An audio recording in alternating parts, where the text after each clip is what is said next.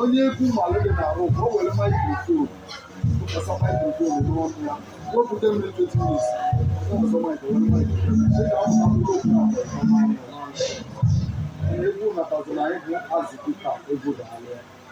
onye wuzikwa nwanne ya ka o kpesa ka ole na ọkpesa ka ole sị na nwanne ya mana ya nwanne ya nwatakịrị sị na nne ya alara ụlọ ya lara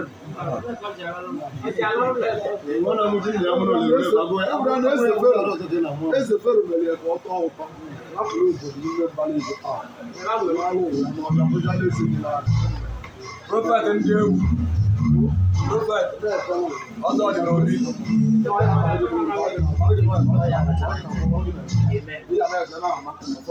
onye si na ọgụ ama na o nwere ihe ime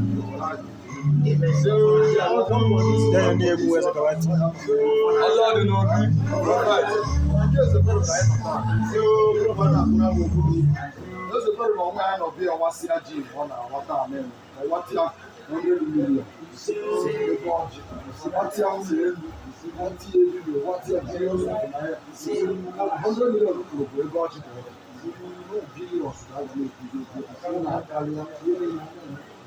o nwere ndị na-ebe ọrịa nyere aka